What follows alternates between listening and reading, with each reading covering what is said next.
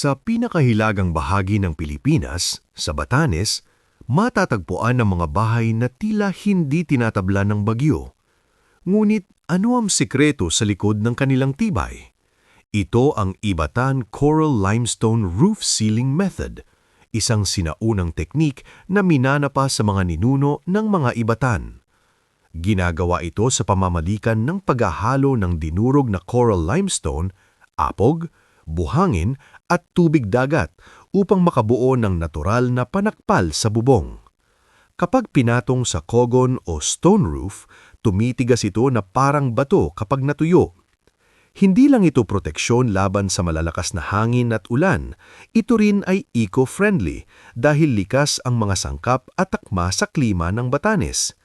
Ang teknik na ito ay patunay na bago pa man ng modernong teknolohiya, marunong nang makibagay ang mga Ibatan sa kalikasan.